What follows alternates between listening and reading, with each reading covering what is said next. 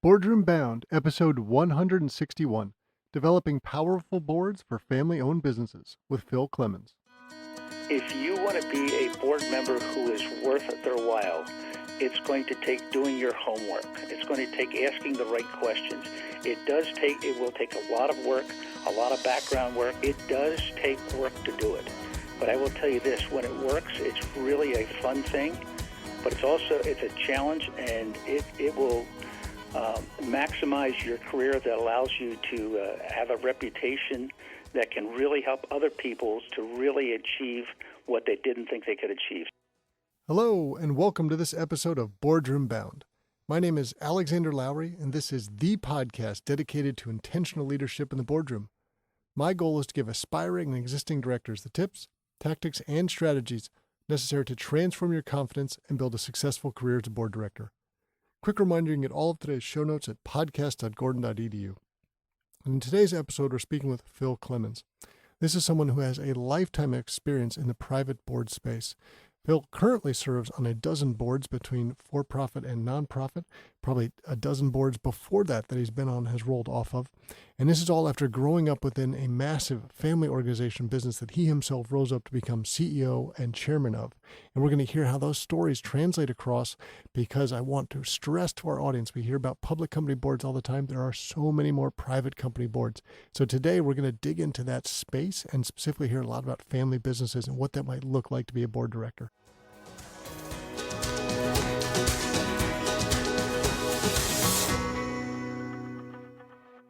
Before we jump into today's show, I'd like to share a message from our sponsor about director certification. Want to join your first board, or are you looking for additional board seat opportunities? In either scenario, be sure to be disciplined in your approach. Now, through the Becoming an Exceptional Board Director Candidate Coaching and Certification course, you get both modern board director candidate packaging and modern board operations knowledge integrated within one program. Remember, the key to landing additional or your first board seat is in your packaging. Make the effort to do it right.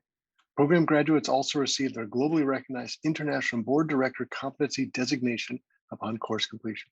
It's designed for individuals and groups. You can learn more at bit.ly/IBDC-D. That's bit.ly, bit.ly/IBCDC-D. And now let's jump into the show.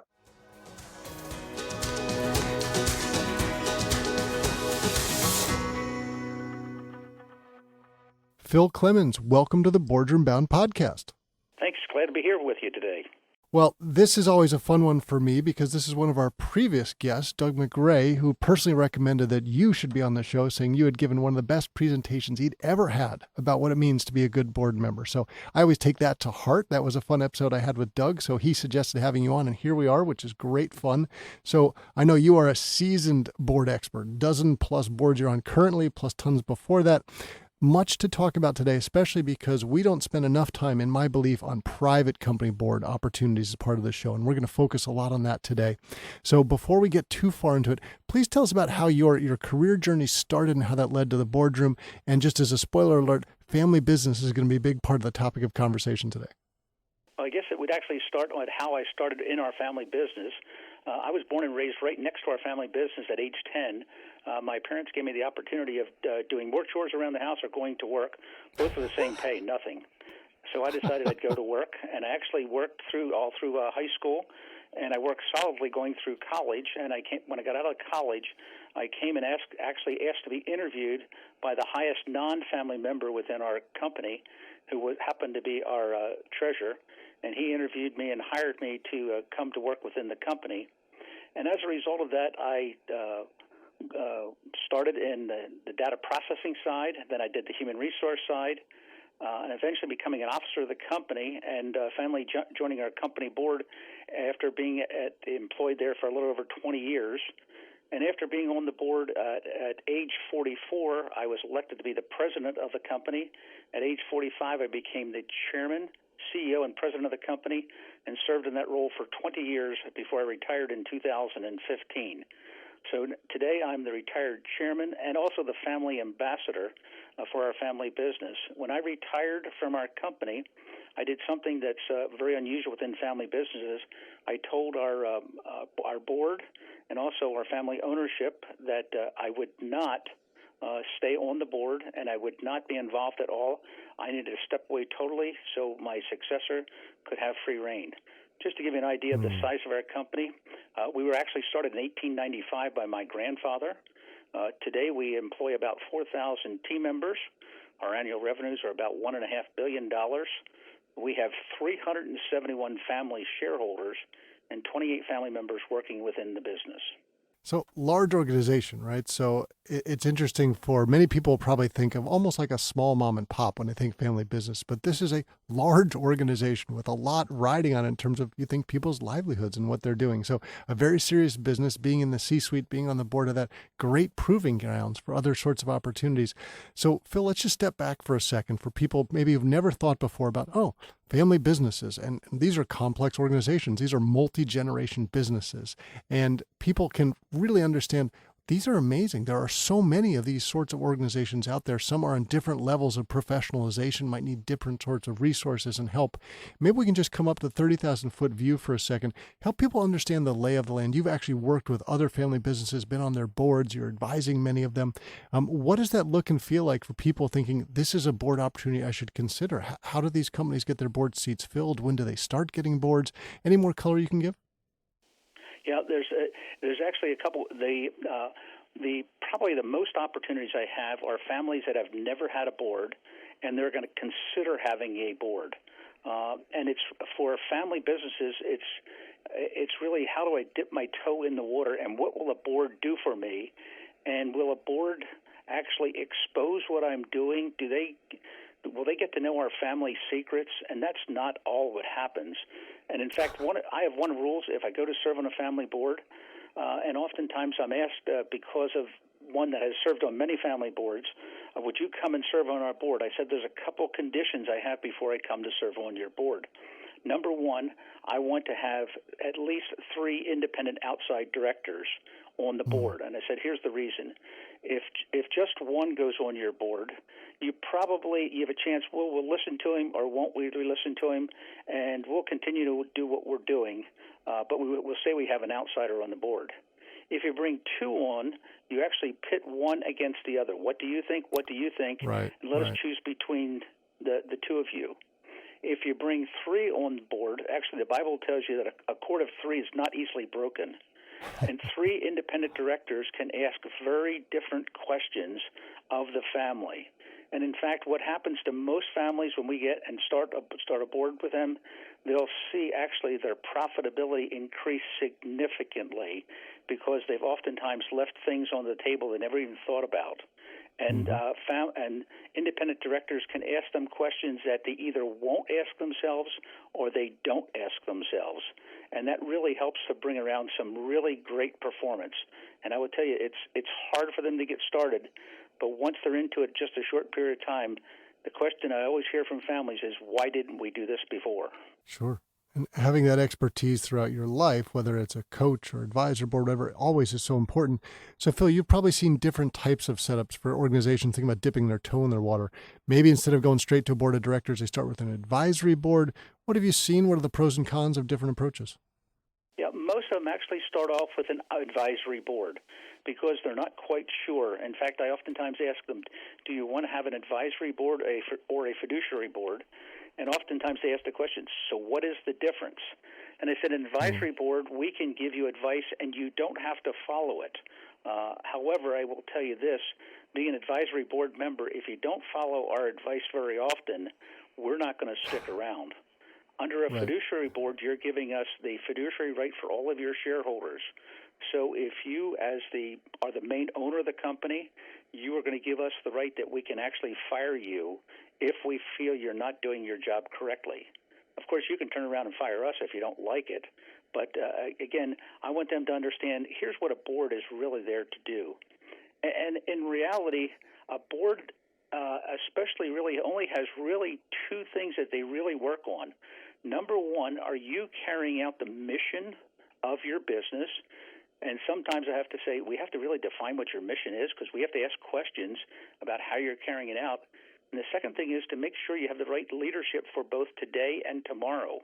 So that means we're going to always taking a look at your succession plan and what does it look like? We don't care what age you are. I tell boards when I get on there, so if something happens to you at the end of the day, especially if you're the CEO of the company, and you don't come to work tomorrow, who takes over for your company? And in the average family business, I would say 80% of the family businesses, they do not have a succession plan in place. And I've dealt with enough where I've got the call that the CEO was killed in an accident, had an untimely death, and okay, who's going to lead it? Who's going to own the company? And just asking these right questions to the family helps them be prepared for the next step in their businesses. And risk management is so incredibly important. And I think what you're actually getting to here, Phil, is that you've been around enough and seen enough of these situations. You recognize asking the right questions is essential. And you and I were joking beforehand that so many people probably assume when they land in their first board role, they're bringing me on because I have the right skill set, the background, I'm going to bring the information they need. And your view is that it's not about that. It's about knowing what the right questions are to ask and when. So help us understand, how do you be better at asking the right questions? Well, again, it comes from experience to take a look at that. But you do need to have your skills and take a look at, and that's why I like 3 independent directors who are going to come from very different mindsets and very different areas. But they're going to ask their questions based on their expertise from the past and their experiences from the past. And just really ask questions. Have you thought about this? Have you considered this? What if this happens? How do you react to that? And again, it's really taking questions that so oftentimes management can't ask themselves or won't ask themselves, and trying to drive them to get the best answer. One of the things that a book that's just recently come out is by Andy Stanley. It's called Better Decision, Fewer Regrets.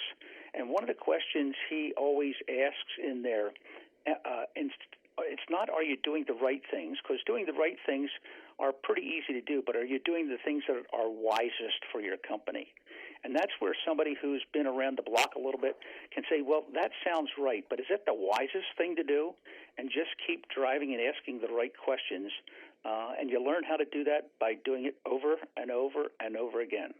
Well, I like that, and I imagine part of then the answer is because I'm experienced and I've been there. So you get that age-old question, how do you get a job, that experience? How do you experience without a job? So maybe let's take a step back and continue your board journey. So we've heard about your growth within your family organization, what that looked and felt like, how you got that opportunity. But that was not your first board role when you finally landed there. You're talking about at age 44. I know your first board opportunities were in the nonprofit space. Maybe we can talk about how those first couple came about and then how that led to your first for-profit board role. Sure. Well, actually, my first ones actually started as a result of growing up, and I was actually elected to our church board at age 20, which is really young to be elected to a church board. And then I was elected to a board that served a Christian ministry, a camping ministry. And actually, from both those experiences, I learned some things from some very wise people who had been on boards for years, and just really observed how they actually went about their board work, and learning how to ask the right questions. Then within our company, they actually asked me to start to represent the company in different areas, working with our local United Way, working with our Chamber of Commerce, going on the board with our local American Red Cross. And I got to learn and meet a lot of our community leaders, especially within our Chamber of Commerce, where being from a smaller town, all the CEOs of the local businesses were on that Chamber of Commerce board. And I got to know some people who were very influential and get to see how they worked and to work alongside of them and to learn from them. And so the process was really getting into the nonprofit world, and it actually opened up. Now, there's a lot of nonprofit organizations you can get on their boards, and they're really looking for people who are going to come just to give contributions to an organization or this type of thing. Right. I generally stay away from those kind of boards. I want to look at boards that are really looking to say, we want you on our board because you can help us as an organization. And that's the ones that I'm looking to join from a nonprofit standpoint. And I think if I extrapolate that point there, Phil, it's if an executive recruiter was listening and commenting right now, they would say, this is why I struggle to look at someone's experience they put on their board resume and say, oh, you've been on a nonprofit board. I know how to value that because there's such a wide range. So for example, on one of the 30 largest YMCAs where I'm on the board of, they can step back and say, I recognize that is professional, that is almost corporate in many ways, versus perhaps like a local mom and pop nonprofit that starts up that maybe is just a give or get rather than doing a lot of the hard work.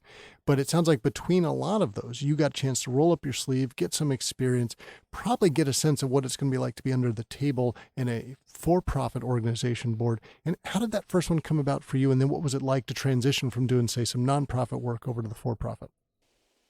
The first for-profit board I was on was actually a local bank that we were ready to take. It was ready to go to have an initial public offering, and so I worked for a year as it was private, and then for a year as we took it to a public organization, and actually stayed on that board for 20 years, working through a succession plan with them before I decided to step off that board. But of course, going to a public board. And, of course, public boards over the last years have changed dramatically due to a lot of increased regulation. But it was really a board where I learned a whole lot from dealing with different people in different aspects, seeing people from large corporations who actually served on that bank board and learning from them. And then, of course, working with all the regulators on all the different things from the banking side, but also from the SEC side, was really important. But that probably led me to say I want to really spend most of my time in the private sector rather than the public sector, because the public sector does require a lot of different things that aren't as pleasant from board standpoint, but absolutely necessary. So that's why I actually switched to the private sector, because that was really my sweet spot to work in. And that's an important thing for anybody to know listening to this is like, where are you targeting? And even if you say private boards, there's so many different types. And just two that we would talk about today could have been private equity-backed organizations versus family business, and it goes on and on. So clearly you feel you'd found your sweet spot. You knew where you wanted to focus, but it's still a massive opportunity land out there. And compared to public companies, where there's so many fewer public companies today than there were before, private businesses numbers are expanding. So help us think through this a little bit. So you are clearly talking about how you're well connected into your area by the organizations that you're working with.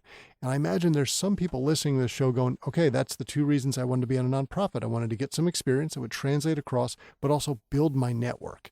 Help us understand a little bit what that might have been like for you as you were working these organizations. Were you intentionally building your network? Did some of those directly lead to board opportunities? Yeah, I built my network by serving on these boards in the local area, serving on our Chamber of Commerce board. A couple of CEOs actually approached me. Phil, we've observed how you are as a board member. Would you consider joining our board? Some of them were private, some were public. And I only joined one or two of those organizations, but it started to build a network. But it's the same thing, when people come and ask me and say, Phil, I know you're connected with a lot of boards. I'd like to get onto a board. How can you get me onto a board? And my first question for them is, so tell me why you want to be a board member. Do you want to be a board member because you're going to get compensation? Do you want to be a board member because it gives you a power move? Do you want to be a board member because you really want to serve others and help them really fulfill what they want to try to do, and ask those questions? And so I really want to find out what's driving people. And because I go back to the same time, I get asked to serve on a lot of boards, and most of them I turn down because it's not a good fit. And I take a look and say, so how did you come? In fact, some of the boards that have recruited me, and I get called out of the blue, so where did you learn about me? And why are you looking for me to come on your board to find out, is it even something I want to consider? So, again, when you're out and serving on different boards, you have a lot of people who are observing you. And I also tell board members, when you're out there, observe the board members you're working with and say, are there other organizations who could use that skill of that individual? Or if an organization came and said, we're considering somebody, and I know you serve on a board with him, would you recommend them to be a board member? So it's a two-way street there. It's both having a line out to others so they might look at you, but also how good a reference can you be for other people who serve with you on a board? And I'm also going to draw the line here to due diligence, which I think we can take a theme of what you're saying is finding out whether it's a fit for you and a fit for the organization you're joining, which is ideally what would happen for everybody. And having been through this so many times, I'm sure you have a process, like certain questions you ask, probably people you call that might be connected to the organization. What's it like if a new organization approaches you today? How do you go about doing the due diligence? Well, for a new organization, I generally ask them, okay, tell me, why do you want to have a board? And oftentimes it comes back, well, some of our friends told us we need to have a board because we've been operating way too long without a board. And so I said, so what are you really expecting to get out of the board? So I want to make sure their expectations are correct. And if they say we want to have a board just because other people say we should have a board, I look and say that's not a good enough reason for me to join you, because at this point in time, this is an experiment for you, and I really don't have time to experiment. So let me ask you some detailed questions of what would you like? Why are you looking to have an advisory board or a fiduciary board? How much are you willing to really listen to what other people have to say? Is this eye dressing for other people, or do you really plan to put some things and change your business if we come up with some things that we see that need to be changed? So ask some really hard questions as you go in to make sure that they are really looking for the right reasons. And you have opportunities probably where some people are saying, Phil, help us set up our board from scratch. And I know we were talking before the show started that you have a philosophy which is not expressed very often, that you don't want to be on a board in perpetuity. You have a clear sense that there's a timeline and this should probably be about right for me, whereas some other people might think, this could be a gravy train, let's let it keep going. So if someone was asking you, Phil, help me figure out the ideal board, how we set up for my organization, please talk to us. Do you believe in term limits? I know you have your own personal philosophy about when you might want to leave a board. How would you give guidance to anyone perhaps listening today thinking, oh, I should go about putting a board into my organization? Yeah, I always look to say, so what is your governance practice going to be? And of course, governance is just how are we going to do things around here? And I want to know, okay, so if you're going to set up this board, how many people do you want to have on a board? I generally tell them, an ideal number to put on a board is about 7. And I said, and I would like to know from your standpoint, if you want to have a board, are you looking to have more insiders than outsiders? Are you looking to have more outsiders than insiders? And why are you looking to have that? And many of them will say, we're looking to have many more insiders than outsiders so we can overrule the outsiders. And I said, well, that may be something you want to take a look at, but I want to ask are you setting it up already to say that, okay, we want to hear what you have to say, but don't expect us to follow that? And I said, do you realize, and I said, you can't pay me enough to waste my time to serve on a board where people are not going to want to listen. And I want you to take your board very, very seriously. And again, if I come into your board, I'm not coming to say, I want to serve on your board. This is another notch for my resume. I want to come because I believe I can help you. And if you don't believe I'm coming to help you, you shouldn't put me on your board. But if you're willing to say, okay, I'm willing to accept other people that come in and ask questions. And here's one of the things that it's really interesting, because people say, well, I want to only look at people who know my industry. I will tell you the family boards that I probably had the greatest impact on are ones that I don't know anything about their industry. I'll just give you an example. One of the boards I went on was the largest wholesale flower distributor in the United States. And at that first board meeting, they asked me the question. They said, well, Phil, what do you know about flowers? And I said, well, I'll tell you what I know about flowers. I know that every once in a while I should buy my wife some flowers. That makes her happy. That's about all I know about flowers. And the one owner of the company said, well, see that we want people to come in and to run the business. Well, at the end of that meeting, I asked them the question. I said, so what business are you in? And the same fellow who asked the question, he said, they don't even know what business we're in. I said, well, you tell me what business you're in. I said, he said, we're in the flower business. I said, well, tell me, how many flowers do you grow? Well, none. So you buy flowers that other people grow, and you bring them into your distribution point, and you send them out. How many do you send to the end consumer? Well, none. I said, do you know what business you're in? You're not in the flower business. You're in the logistics business. And until you start treating this as a logistics business, And this guy, he was in the business for 50 years. He stopped, and he looked, he goes, "Are you serious?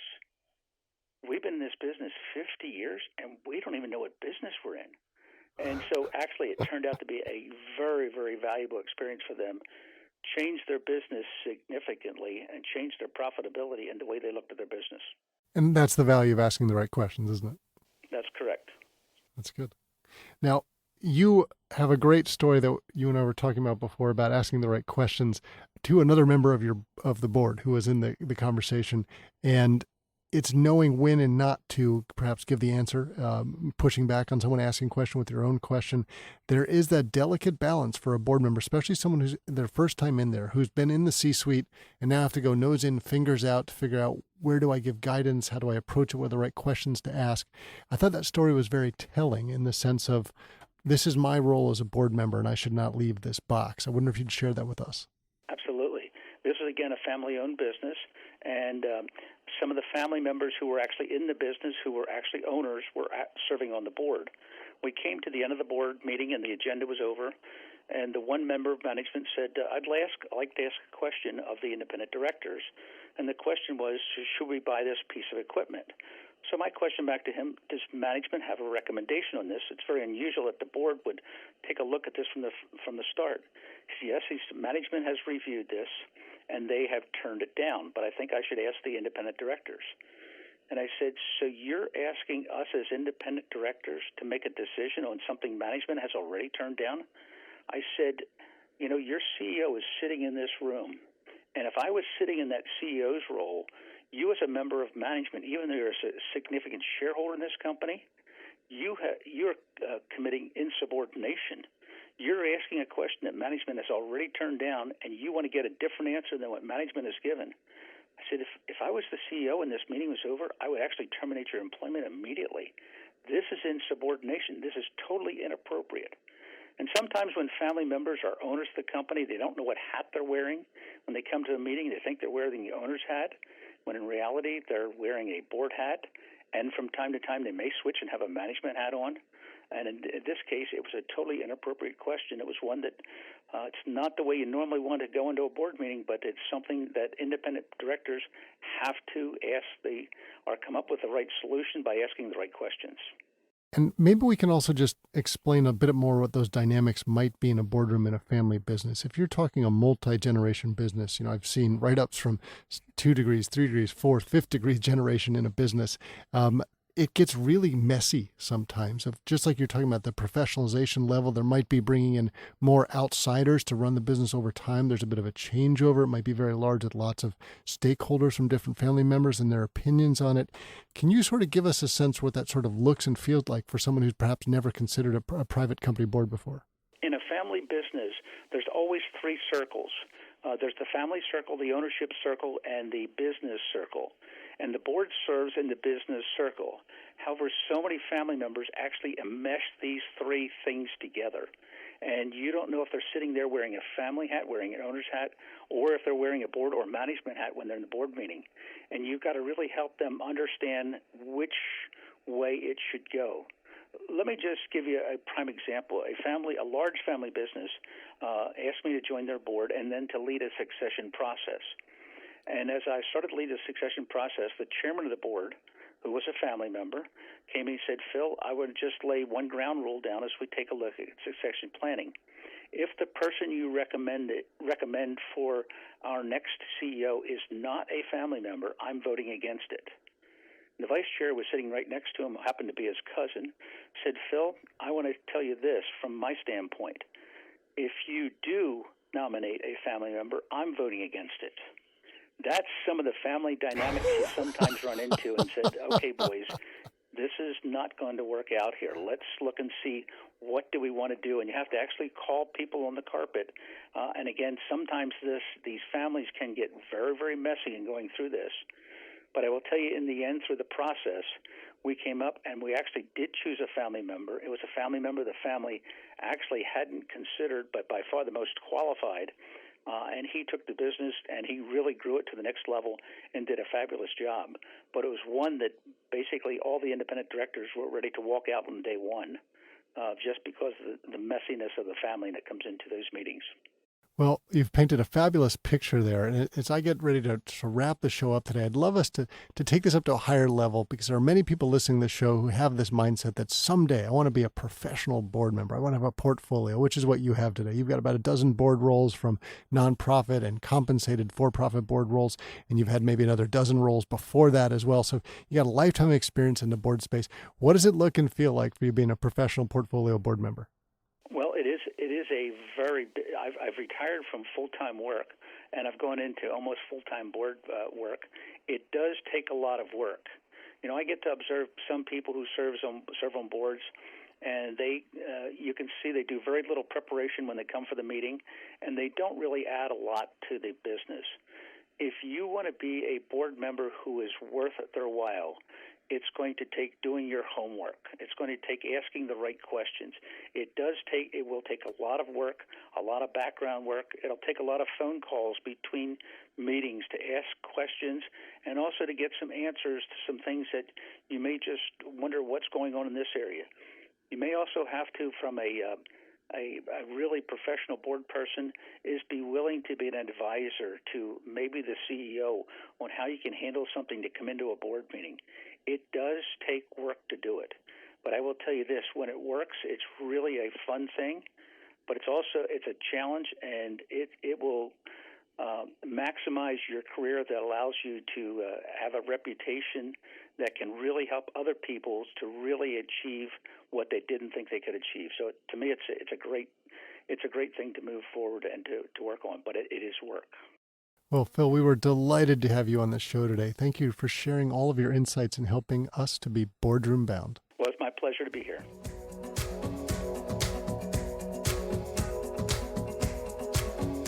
That's it for this episode of Boardroom Bound. I really enjoyed chatting with Phil Clemens. I am so glad to be doing more episodes focusing on private company board roles, because there are so many of them.